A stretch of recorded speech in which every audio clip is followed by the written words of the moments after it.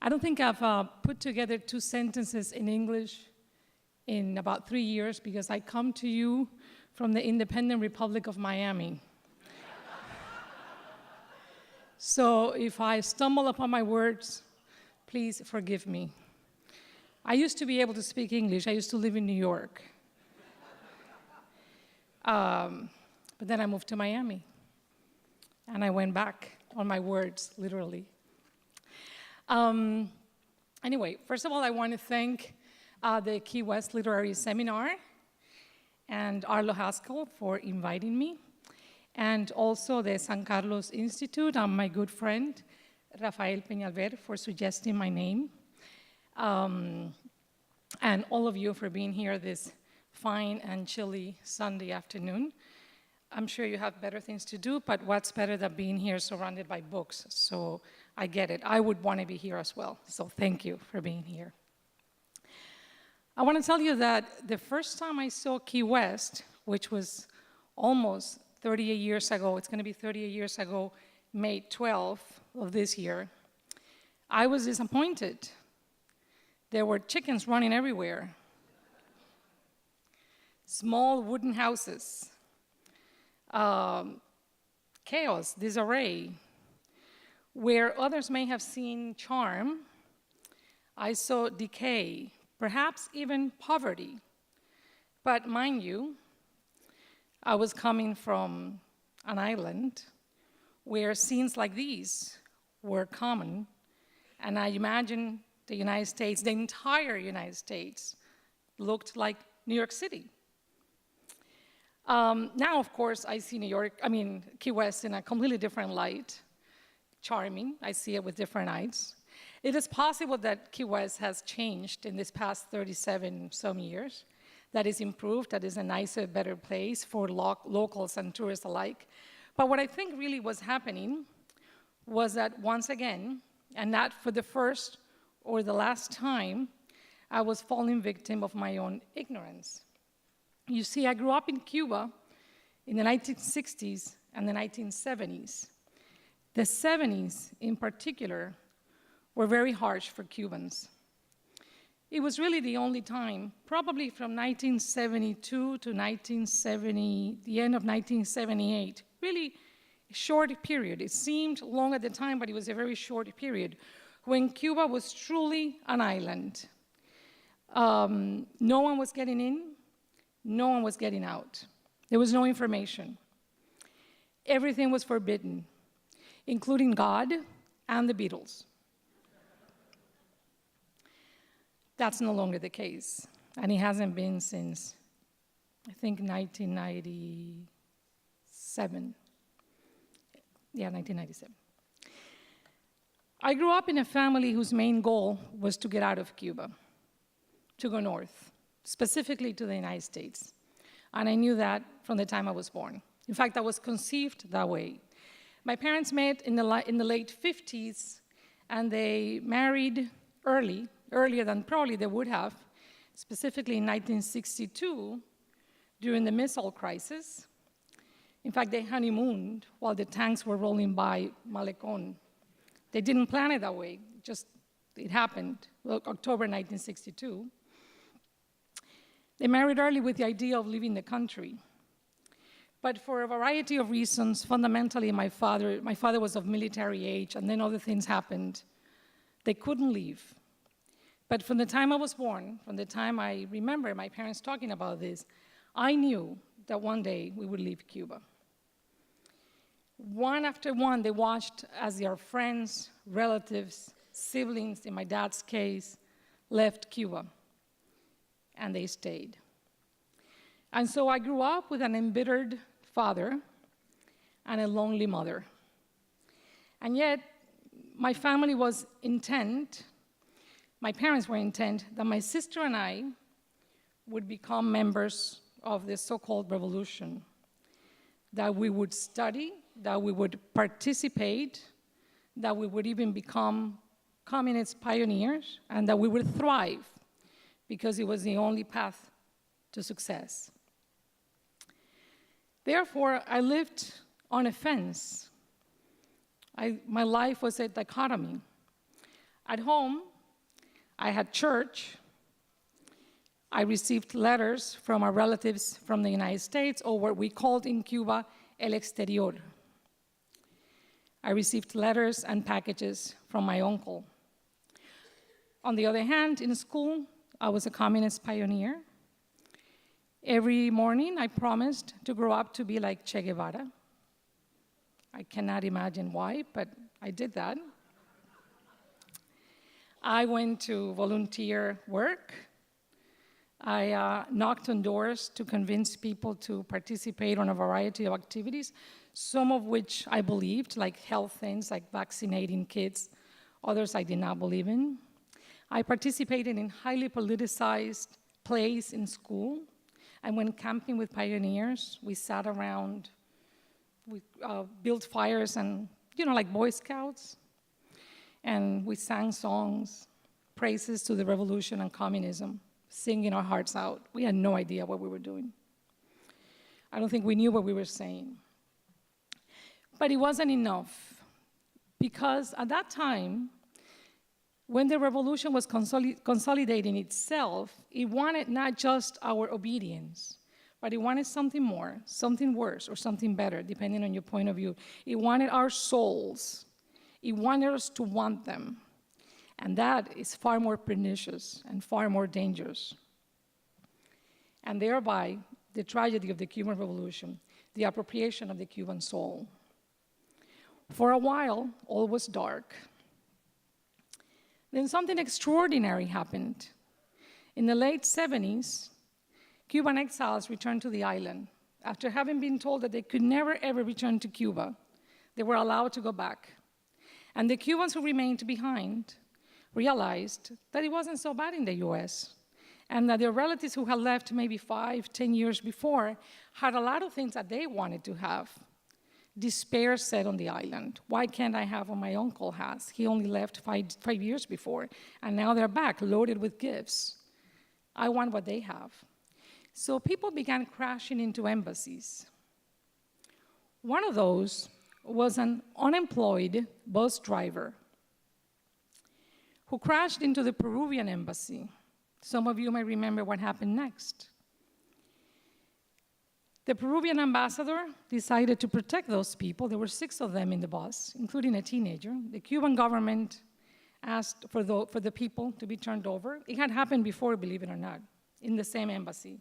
The previous ambassador had turned over people who had crashed the gates. This ambassador, however, was different, and he said that he was not going to turn them over. The Cuban government got very upset and withdrew protection of the embassy. Within 48 hours, more than 10,000 people crowded the embassy, the home of the ambassador, and the gardens of the Peruvian embassy, within 48 hours. So now, suddenly, you had a crisis with the entire world watching. It no longer seemed the workers' paradise. You had people, real people, workers, young people, black, white, all colors, women, children, clamoring for freedom inside an embassy. A solution needed to be found, and the solution came from the most unlikely of all places. It came from an idea from a used car salesman from Miami. It always takes a used car salesman who went to Cuba, met privately with Castro, and told him, what you need to do here is engage the Cuban community in Miami. They're not going to come for these people, but they are going to come for their relatives. If you tell them that you give them their relatives, they will take some of these people away from you. They'll take it from your hands. So they agreed, and Fidel Castro personally decided that the port would be the port of Mariel. It had happened before in a much smaller scale operation, a different port, Camarioca, earlier on. So there was some experience involved here. Now the port was Mariel. This man, the used car salesman, his name was Napoleon Villaboa. He returned to Miami, went to a radio station that had very low ratings, by the way. And the manager of that radio station was looking for a way to get listeners back. And he thought, well, a campaign to bring Cubans from the island might just be what I need. And they launched this campaign to bring them all home or to bring them all to the US. So it was actually a marketing campaign, a really pretty good ploy, and it worked. My uncle, who was an accountant for General Electric and didn't even know how to swim, went to the Miami River, hired a boat, and went to Cuba. I found out we were leaving Cuba in late April 1980. I had just turned 16. I was in high school. I was in 11th grade. I woke up when I heard the sobs of my mother and her sister, my aunt, at the foot of my bed. And they told me that that very day we were leaving. That wasn't the case. It took a while. It took a few days. And those days while we waited were very, very tense days because the government began to encourage actos de repudio, which were acts of repudiation. Cuba was never closer to a civil war than during the days of Moriel. Really, neighbors against neighbors, so-called friends against friends, people in the streets attacking one another for the simple act of wanting to leave your country. Some people died, some people were killed, some people killed themselves. We were very lucky. That did not happen to us. You can read about it in the book if you desire to. But it didn't happen to us. Nevertheless, with a warning not to stray too far from the house, while at the same time keeping normal and not telling anyone that we were leaving, that's how we were for a few days. Eventually, on May 7th, the police knocked on the door, and they came to get us. After a few days, and a few different places where they processed, they took us to the port of Mariel.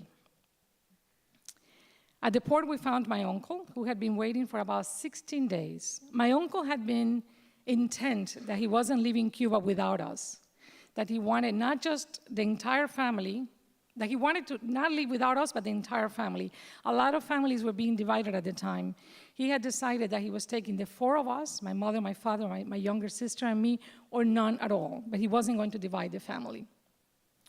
Which is interesting because we had also decided the same, but we had a little dialogue at home in which my mother, worried about me because I had grown restless, had already decided that if push came to shove, I was going to live with my dad, and she was going to stay behind with my sister, who was 11 at the time. And my sister, who heard this, said, "I'm not staying. You stay, but I'm leaving with them." So it was a little tense there for a while. In any case, we all made it to the boat. When we got to the boat, there were about 33 people whose relatives had come from the US to pick their relatives in Cuba. That boat was called the Valley Chief.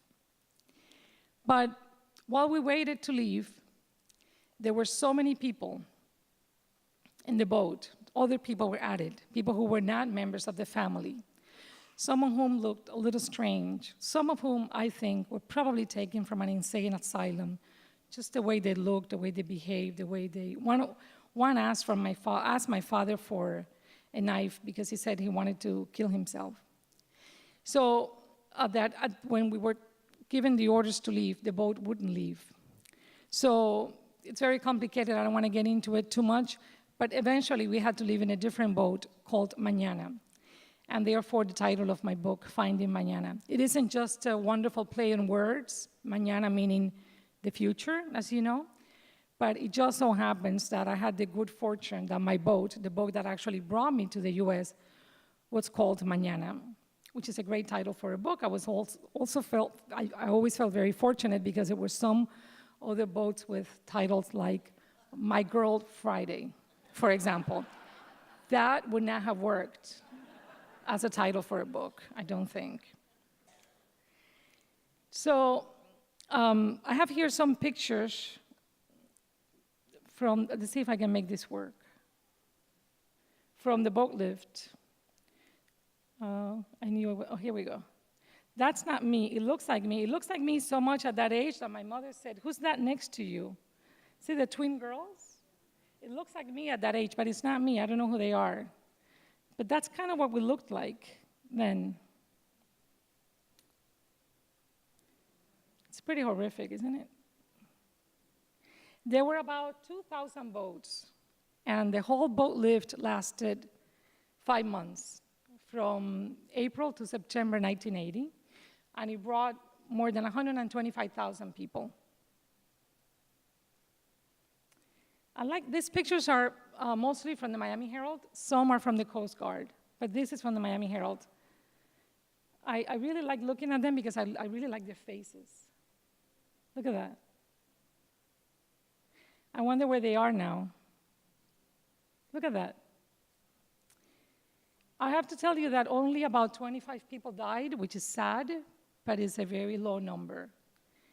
And it is all due to the incredible work of the Coast Guard. They saved so many lives, including my father's life. See the Coast Guard boat? I'm pretty sure this came from the Coast Guard. Look at that. The hope in that picture, in those eyes.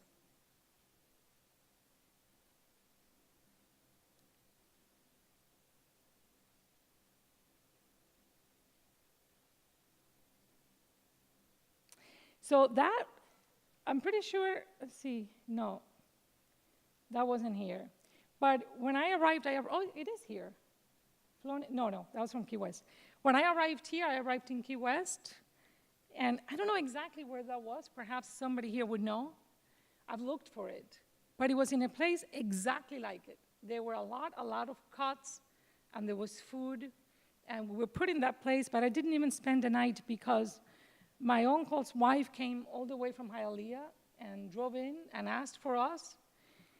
And I have to tell you, and this is what's so incredible about this country, I heard my name, and I went up, and I said, we're here, and we were let go. We had just arrived from Cuba. We had a little piece of paper, a parole, and my mother, my sister, and I, my father was still in the water. It's a separate story. They came in a different boat, and so was my uncle. That's why they had to be rescued. But we just went. We had just gotten here. We were wet and dirty and, complete refugees, and nobody held us. Didn't even spend the night. Nobody processed me. I just left in the car with my aunt, which is incredible. Look at those faces.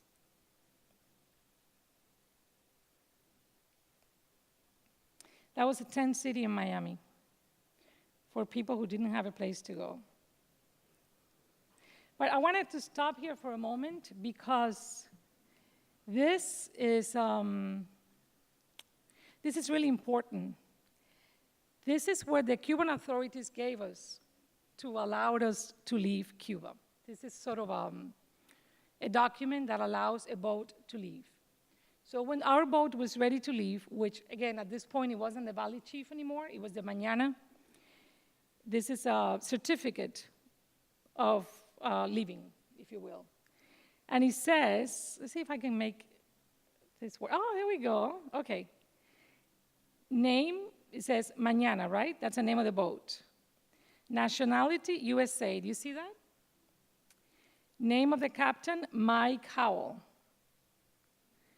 Tonnage, they didn't know the size.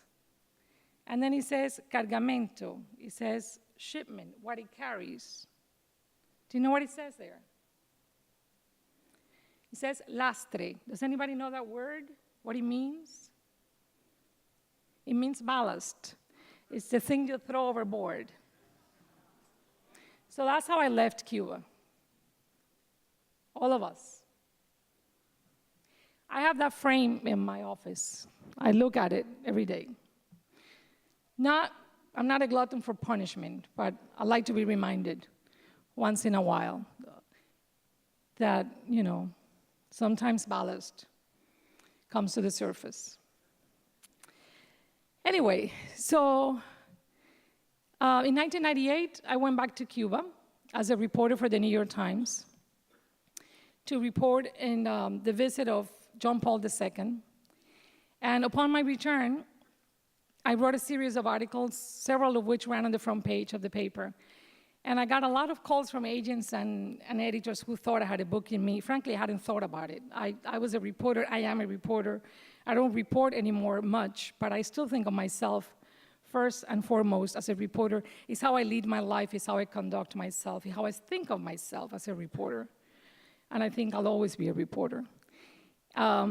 So as a reporter, you don't think much about writing a book. This sort of happened later. I've ended up writing 2 books, but I think I'm a reporter who writes books. So this agent said, well, you have a book in you? I'm like, no, I don't think so. But eventually I came up with an idea, and this is the book. And I thought, well, I ought to find the captain of the Mañana. All I knew was that he had an accent I had never heard before, and that he was missing an arm. And I thought, that's kind of interesting. And I knew he was missing an arm because a fake arm fell in the water as he was doing a maneuver from one boat to the other. So I thought, I'm a reporter. I should be able to find a guy who speaks with a funny accent and is missing an arm and has a boat named Mañana. It's not as easy as you think. It's really, really hard. But I thought, beyond that, at that time I was covering immigration. I had covered a lot of immigration stories. I thought, what's my own immigration story? Why don't I know this? How does it happen that 125,000 people leave their country? And how does it happen that the United States just takes 125,000 people from an impoverished nation all of a sudden? What was going on here? So I set out to find the Mañana and to investigate the story, and that is this book. I found the answers to all of these questions. In fact, I won't keep you in suspense. I found the Mañana. That's the boat. And that's me in 2005. That's a boat in New Orleans, Lake Pontchartrain. And I found the captain, Mike Howell. And he was missing an arm because he was a veteran from Vietnam. He was my own personal hero. So I found the answers to those questions, but the answers are all in the book. I'm not going to go into it. I hope that you'll read it. But I'll leave you with this. The most important thing I found, my takeaway, is that history is not always made by those who are in power. Sometimes history wells up from below. And it is made by men and women who simply but courageously, one day decide to change their circumstances. Men and women, as in the case of Cuba in the late 70s, and specifically in 1980, who has simply had enough and made the only choice they possibly could. They voted with their feet, and in doing so, shattered the decades-long myth that the Cuban Revolution had been waged and won for the benefit of the working class. Because make no mistake, if at the beginning of the revolution, many people who came from Cuba were the middle class or maybe even the high class, people who came in the boat lift were not. What people who came in the boat lift were the working class. Many who came in the boat lift as well were artists. Many artists, writers came in the boat lift. But it was primarily the working class, the bus drivers, the secretaries, the factory workers, some teachers. No doctors. Doctors were not allowed to come in the boat lift. After 2 decades, they had decided to take their fate into their own hands. And to me, that is the most important narrative of Mariel, and truly what that name has come to embody. The courage to wrestle your life from the hands of the paternalistic state and decide, finally, how you wanted to conduct your life, even if it was far from everything you knew and everything you once held dear. I'm going to stop for a moment. We have 15 minutes for questions. If I see there are no questions, then I'm going to read a little bit from the book, but I'd much rather have the exchange. So if you have questions, I'd be very happy to take them. Thank you.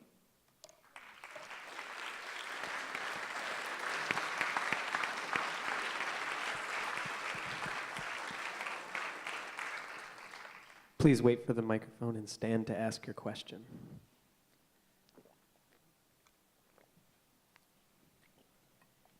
Good afternoon. What a pleasure. Thank you. You speak English beautifully. I remember. So my question is, did you learn to speak English there in Cuba? No. When I came from Cuba, I did not know any English, and I learned in Miami, surprisingly.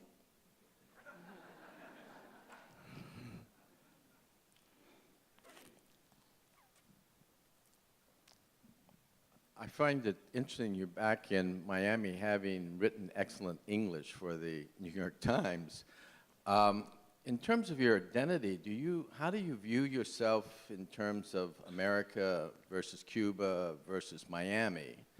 And I'm intrigued you're in Miami, not in New York City. Wow, this is such a good question. You have asked a question that I never actually wrestled with, because my identity was very clear until a few days ago, actually, until like maybe weeks ago.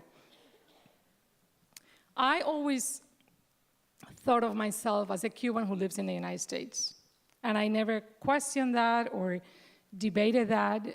And it was. And when people say, well, you're clearly Cuban American, I'm like, no, I'm not Cuban American. I'm a Cuban who lives in Miami, or I'm a Cuban who lives in New York, or, if anything, I thought of myself more internationally. I travel a lot. I like to think I have an open mind. I like many places in the world.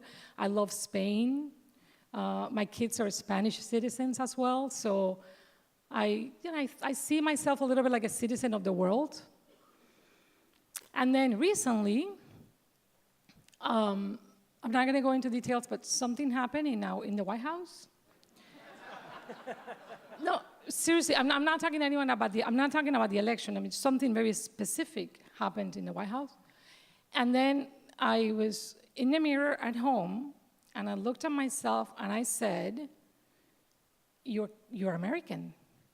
Because I realized that the values that I hold most dear and the things that shape my character now, in terms of things that are really, really important to me: democracy, tolerance, empathy, the way I view the world, the way I try to talk to people and understand people and empathize with them, are, to me, very American values.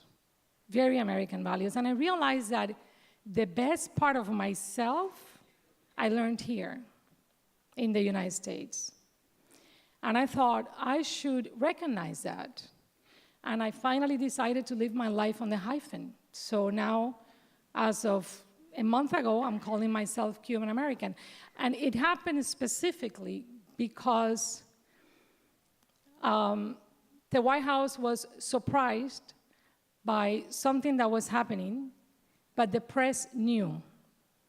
And I thought this would not have happened anywhere else in the hemisphere, that the press knew that this indictment was coming down. What the press knew, that the FBI was doing this, but the President of the United States had to cancel the photo op because he didn't know. He was caught by surprise.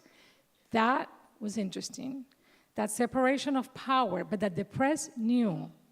And the power of the press, of which I'm part, it was a very emotional moment for me, and a very important moment for me, that despite everything, we do have that separation of power, and that the press continues to be an important and essential tool in the democracy of this country.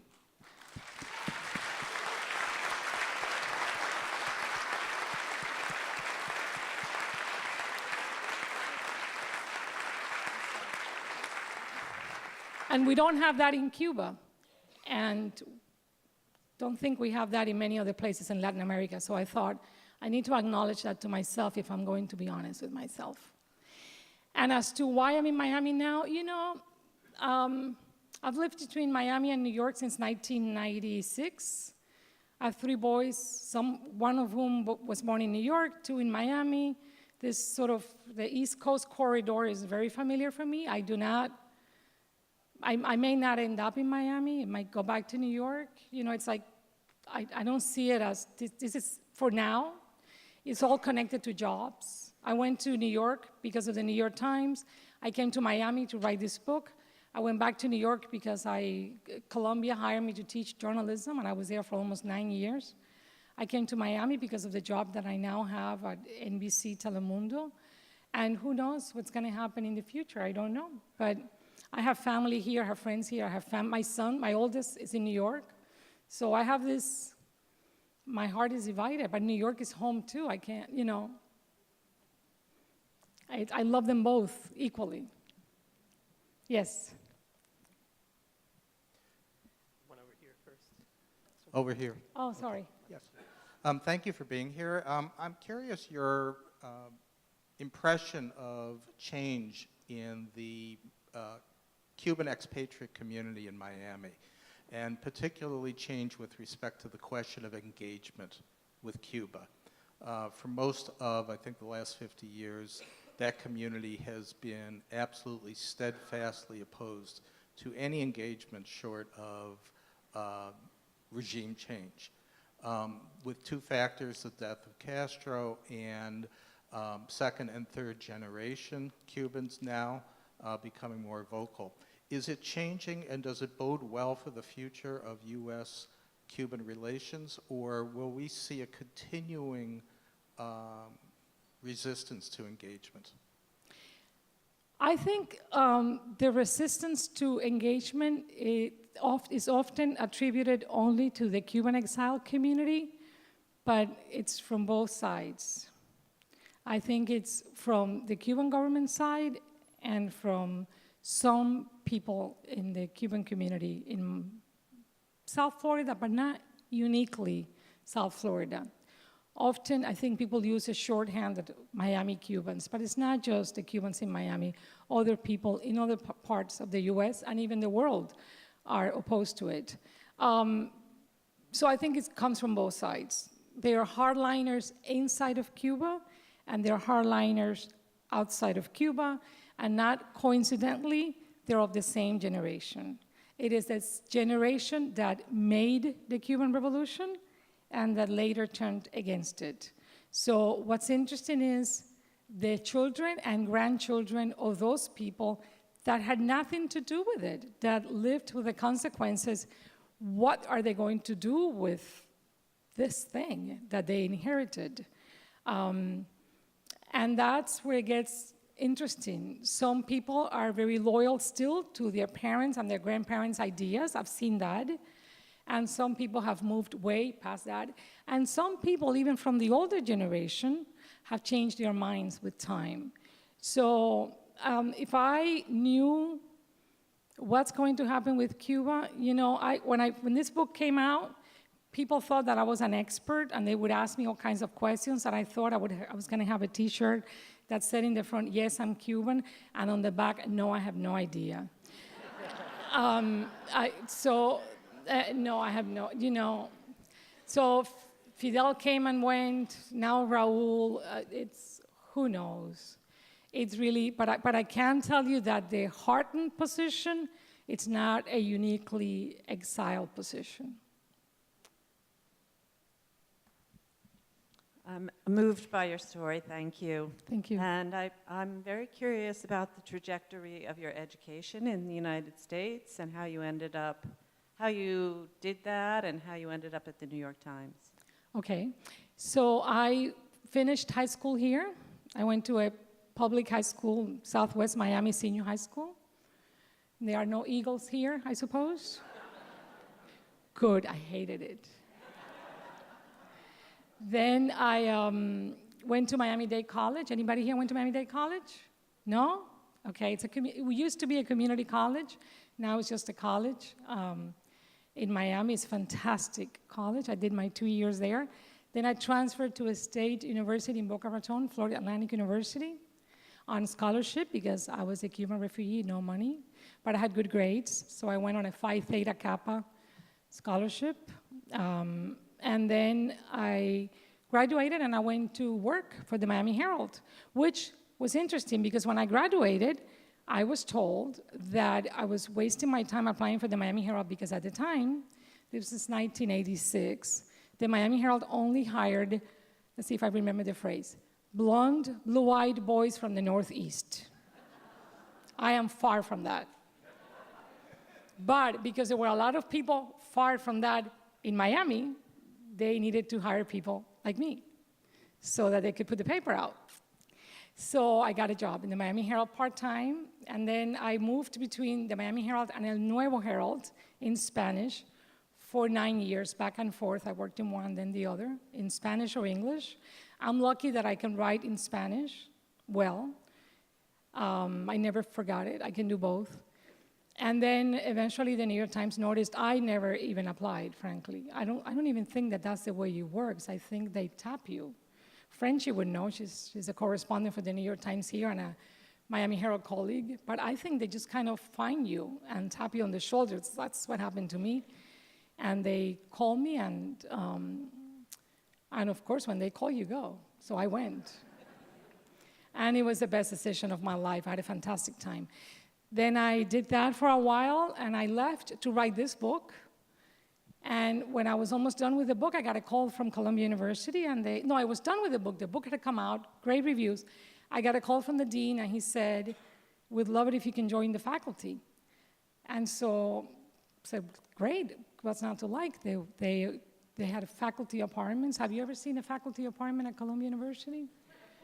So I went. My kids grew up there in a faculty apartment. It's very nice. And then at the end of that, it was time to come back to Miami for personal reasons, but also because I really, really, really wanted to come back to the newsroom. As I said, I'm a reporter, and I have a fantastic job now. I'm a senior director for Standards. I work for the Standards team of NBC News at Telemundo. Telemundo is part of NBC. So I'm back working in Spanish, but with a team in English. So my life is always like on the fence, isn't it? Like in Cuba, here, I'm always straddling these two worlds, which feels very comfortable for me, I have to tell you. And so I'm the Standards person. I look at the copy and the video, and I don't go out to report, but I do the next best thing after that, and I'm in the newsroom very immersed in the daily report, which is, as you know, fantastic because we have Twitter. What did we do before Twitter? I don't know, but it's a brave new world, and I'm loving it. So that's and along the way, sorry, I forgot, this is very important detail. Before I taught at Columbia, I got a master's degree at Columbia. When my second son, Lucas, was born, the Times was very graciously gave me a year-long maternity leave, and I said, what do I do with a year other than take care of a baby? So I got a master's degree at Columbia University.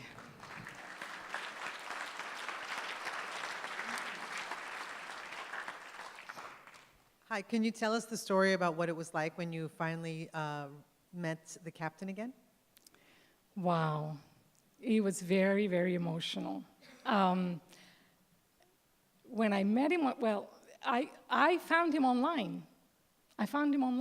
After all that search, I ended up with, I called a lot of people and I said, I'm looking for a boat named Mañana. And they finally said, that's like looking for a Ford. You can't, it doesn't work that way with boats. So it was very complicated. Finally, I found a historian with the Coast Guard in Washington, D.C. And the historian was a really smart guy. I do thank him in the acknowledgments. And he said, okay, what day did you leave Cuba? When did the boat lift start? He asked me a series of questions. Bottom line is, he came to the conclusion that the boat had to have left from the southeast of the US because it couldn't have made it to Cuba and back unless it had left from the southeast. So we narrow it down. And then the name. And then with those characteristics and with a male captain and a boat that existed already in 1980, because it had to have been built in 1980 or before. There were only 3 boats with that name in the US. So then I paid to a Freedom of Information request, and then I got the documentation on those 3. One of them was a dentist somewhere in Florida, North Florida. And I thought, you can't be a dentist if you don't have an arm.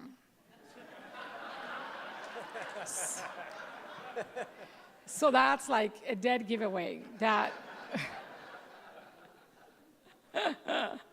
should not laugh. So then there were 2 left. And so then I Googled one of the names, and nothing came up. And then I Googled the next name, and this was like, I was obsessed, okay? I was like really obsessed. This was like really late at night. It was like 11:30 at night. When I Googled the name, it took me to like a chat room of Vietnam veterans. Well, I didn't know it was Vietnam veterans. It took me to a chat room. And people were talking about war and being wounded and being horrible things like, this happened to me and blah, blah, blah, blah. Like, I'm reading all of that, I'm thinking, why am I here? And it was really like people with severe mental and physical issues. And then keep reading. Towards the end, there's this guy who says, I went to Vietnam in this year, it was 1968, I think. I don't remember the year. And I was mortally wounded, and I was dead for a while, but I could hear that they were saying I was gone. Now, somebody saying, don't waste the blood on him, don't waste the blood on him. And a nurse said, excuse the word, bullshit, give him to me. And she found a vein, because they couldn't find his veins, and she opened his legs, sort of really gruesome stuff, and pulled a vein out. Apparently they trained them to pull veins, not just find the vein, but pull the vein out. And saved him. And then they cut his arm, and when he woke up, he was without an arm. He was 19 years old. And the first thing he thought was, I will never be able to hug a woman again. It just broke my heart when I read that. And then he said, but I have a full life, and I have a boat. And not long ago, I rescued some people from Cuba. Makes me want to cry. And I thought, that's my guy. So I sent him an email. And he was awake. I sent him an email, and I was so excited. I was in the house where I still live. I was so excited that I sent, this must have been 11 at night, 11:30. Sent an email, and I went for a walk on the golf course because I just couldn't sit still. When I came back, he had replied. And he said, yep, that's me. I brought about 300 people from Cuba, women and children. So then I said, can you talk? And he said, yes, I'm awake. And I called him and said, where are you? He said, I'm in New Orleans, where I've always been. And I said, I'm coming to meet you. And so I got in a plane, and that's it. That's the story. Pass the time. I think I can take one more question.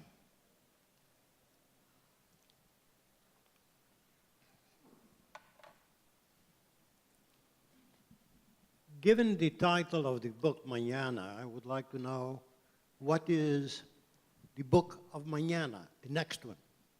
What is what? My next book? Yes. I don't want to jinx it. Arlo already asked me that, and I didn't want to tell him. So I'm thinking of two things. Two things that I have in mind. One nonfiction, one fiction. And the fiction one, it's actually connected to Key West. It's one of the reasons why I wanted to come here for the seminar. And one of the reasons why I hope to come back next year for my research. But I don't want to tell you. I hope you know. If I say it, it kind of disappears. Sorry. But maybe in 2 years, I'll be here with my new book. Maybe. Thank you very much.